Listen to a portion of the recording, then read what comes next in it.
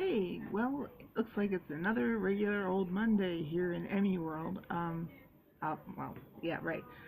It just suddenly occurred to me that we spaced Mardi Gras, which is in my little corner of the world kind of blasphemous. Not that we knew it happened, but there's so much else going on that it's like, well, who cares?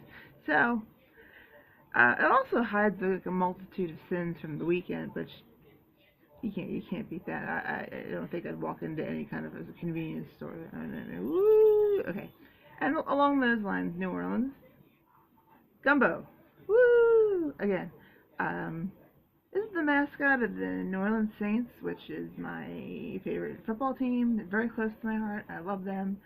2010 was an amazing year. I was there for both the victory parade and Mardi Gras at the same time. I mean, what more can you ask for? So, yeah, so happy Mardi Gras. No, it's not Mardi or Gras. Well, maybe it's a little Gras. I don't know. Anyway, I don't have the details on this. All I know is that this morning, Monday morning, any morning, bleh, okay, the alarm goes off, the radio, and it sets the news, and whatever, and suddenly what catches my attention, I hear I-95, Northeast Philadelphia, which is where I live, and something went wrong with the bridges, or there was a fire, and then I heard, railroad tank car. Okay, now, that's its own story, because we have this ongoing discussion about people don't seem to really be careful with, well, anything to be but especially trains. I mean, you can't fight a train. Basically, the train will win. It's simple physics. Anyway, apparently there was a tanker and it exploded, and there's a huge fire across the river, and it was causing all kinds of problems. And I'm hearing this, and I'm thinking, oh God, why?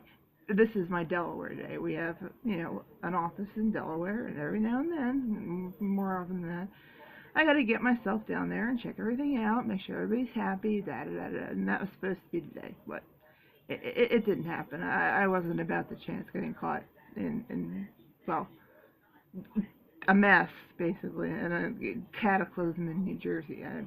Some people would say it's a cataclysm all the time, but not me. Uh, yeah, so that was not good. I have another point. It really has nothing to do with football or Mardi Gras or anything. Snakes. You listening? Okay. Maybe you know this, maybe you don't. I don't know.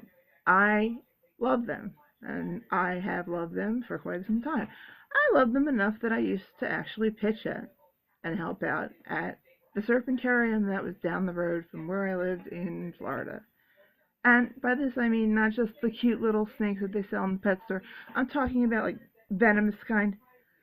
Yeah, the ones with the fangs, and being really, really careful, and whatever power above that kept me from getting bit and all that. No, it's a shame, because for the most part, let's take the eastern diamondback rattlesnake. That's my favorite. It's huge. It's about 8 feet long. I think it's the most potent toxin in a snake in North America. Maybe the coral snake is worse, but it's a different.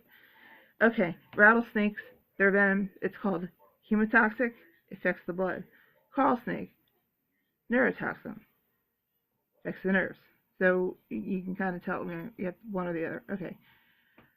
This is a snake that will not bother you. It will run away from you. All it wants to do is exist, right? That's it. How hard is it to walk the other way and not bother them? They have the courtesy to have a rattle. You know about that?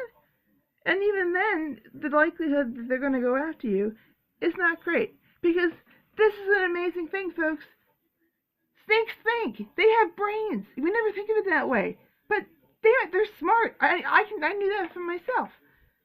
Not like, dog tricks or anything, but you have to have an appreciation for it. And this is like the universal symbol of wisdom, and not for no reason. Okay, so apparently it's roundup season in certain parts of the country, Texas, and the fun thing is just to go in and fill their burrows with kerosene and burn them the hell out, and then kill them, skin them, and wear them. And it's well, that's that. If that doesn't like totally repel you, I don't know what will. But their theory is that this is for public safety, right?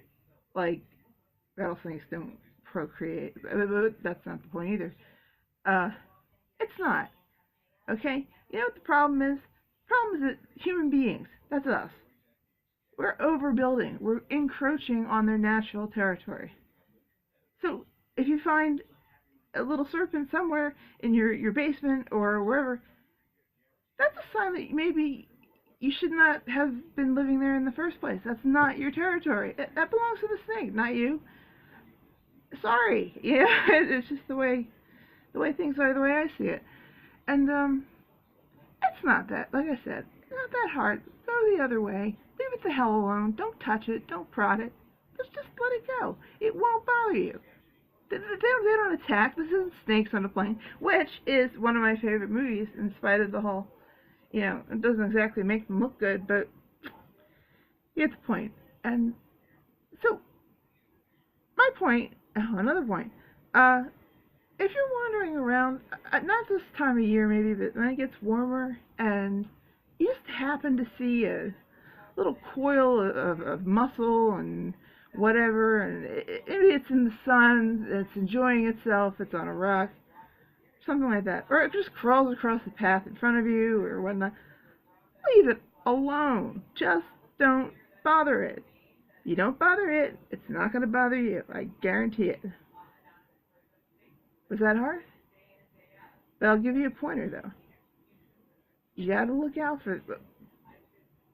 Venomous is venomous, and venom will kill you, no matter how nice the snake may be. So you especially don't want to get near that kind. Just rule of thumb, if you see a snake, first of all, rattlesnakes, they have rattles. It's kind of obvious, right? So one should be able to tell.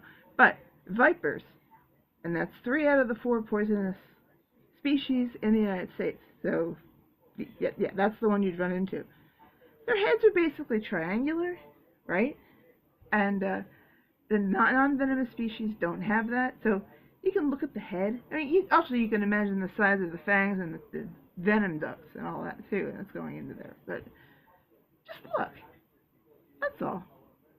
So, yeah, I am planning on writing a bunch of letters today. I mean, every now and then I actually manage to get something done with it, but people are stubborn. I mean, I'm stubborn, but I like to think it's in a good way. Now, parting on an interesting note, or I think it's interesting.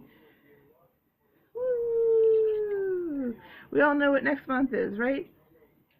Yeah. And I'm getting ready for this, and I actually had the idea of doing the whole hair green for the whole month. Why not? I mean, it's kind of become a signature feature anyway, and no one really has a problem with it. I guess I have so much else going on that nobody notices there.